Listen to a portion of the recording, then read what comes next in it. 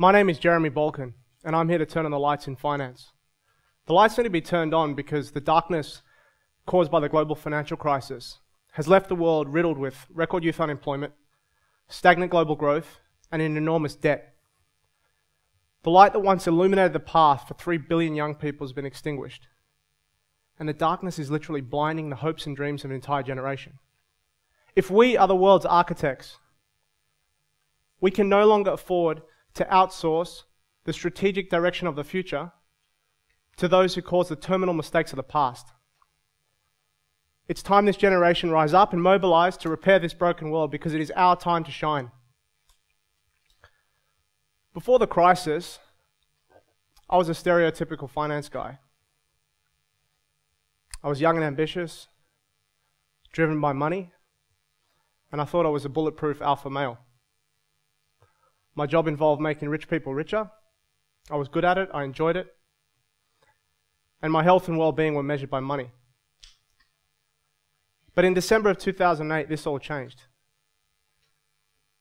I woke up in a hospital bed after 5 hours of surgery, because just 2 days earlier, I survived an extreme sports injury that would change my life forever. I was climbing up a rope, military style, using only my body weight, to a naturally occurring rock formation above a naked cliff. And as I got to the top, under the force of my body weight, my left arm snapped, just there. So this bulletproof alpha male, who was indestructible, had no legs or no harness for support, and was now hanging by one arm at the top of this rope, and there was a 50-foot drop to jagged rocks below. In that moment, I learned that health is wealth.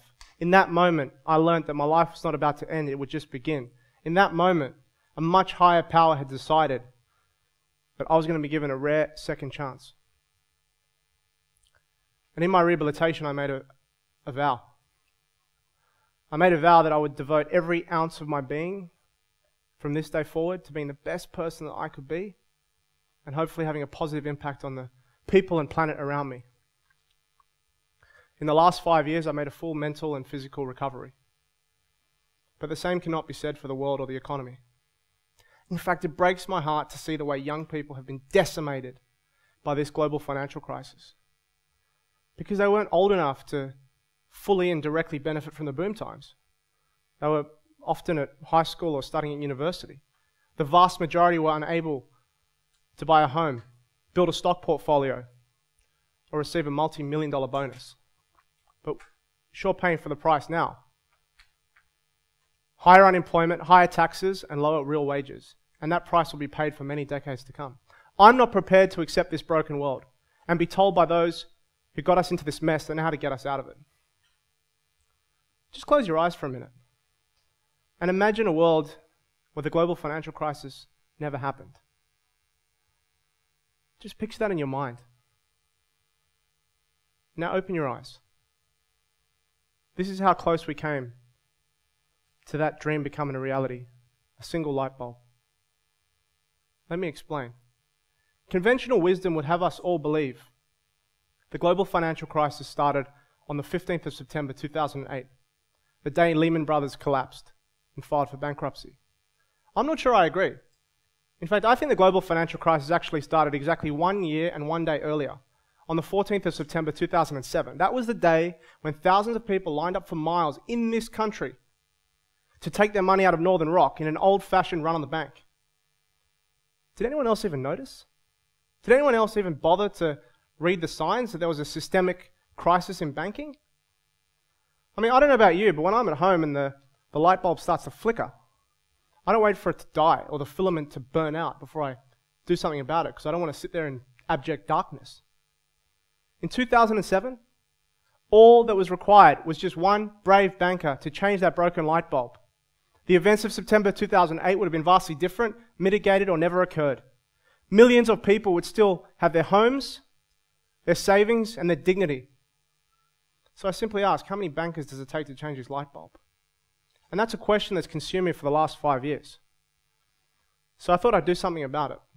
And I recently conducted a survey, a study. And I offered it to my Facebook friends and my 14,000 Twitter followers to gauge their opinions on banking, trust, and changing light bulbs. What is clear, what is remarkable, is that I'm not going to win a Nobel Prize, nor am I going to get a PhD from this world-famous London School of Economics. But the results were telling. Respondents from Australia, South Africa, the United States, India, the Middle East, and the UK all want to trust bankers like they trust their doctors. On a scale of 1 to 10, 8.14. But these same respondents only trust bankers about as much as they trust politicians and used car salesmen.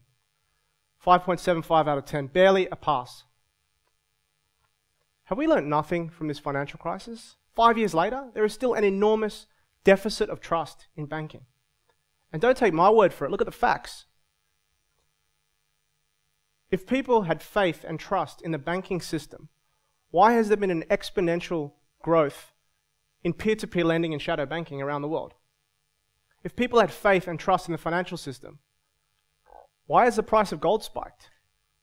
Why are people opting out of the fiat currency system altogether and putting their money in cryptocurrency like Bitcoin?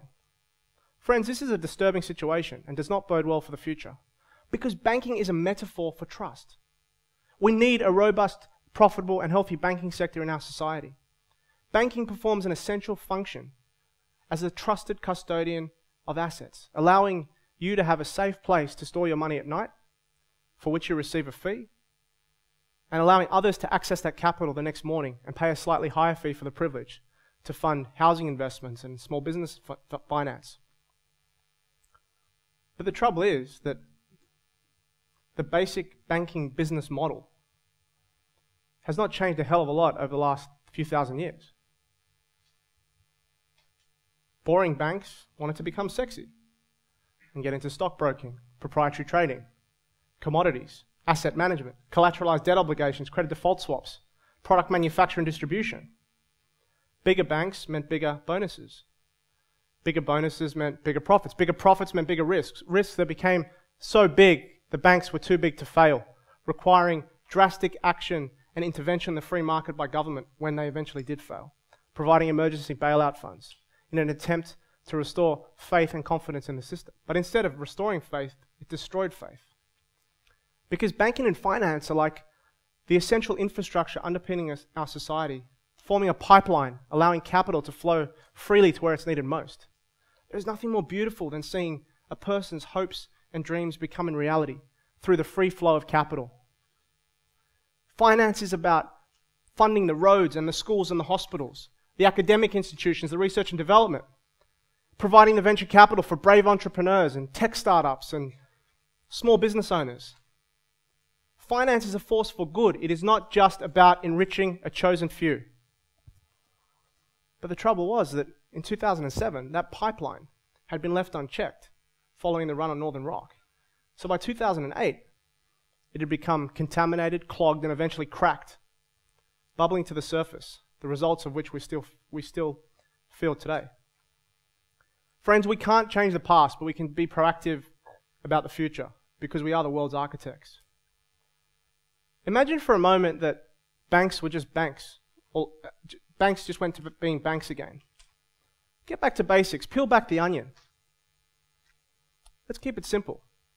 For the sake of argument, let's just call it the good bank. The good bank would have a single mission: to empower the hopes and dreams of billions of people. And the good bank would not have clients, it would only have customers. And those customers would be those worst affected by the global financial crisis. This generation. The good bank would offer a fair rate to empower savings and encourage lending. And the good bank would do something about that insidious disease, that terminal illness inflicted on young people called a lifetime of credit card debt. Because the good bank would offer a single service for free called financial education. Because the good bank believes in having smart customers. Because the success of the bank is based and absolutely correlated to the success of its customers. It's a fairly simple dream. Why doesn't somebody just do it? Human ingenuity is an unstoppable force in a free society. Just today, how many people in this world are dying for the right to be free? Are dying for freedom? Free markets are the economic equivalent of free speech.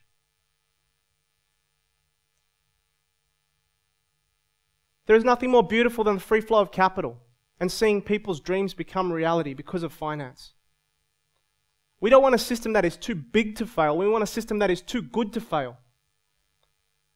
Because the future, and what excites me most about that future, is that when young people, when you guys are empowered by your entrepreneurship and embracing the power of free markets, hold the key to repairing this broken world.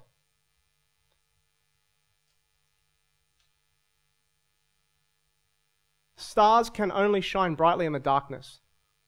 That is the lesson from this period in history. This is our time to shine. All it takes is just one brave soul to stand up and change that broken light bulb. History will judge you favorably, history will be kind to you, and history will remember you because it is the noble cause. Thank you.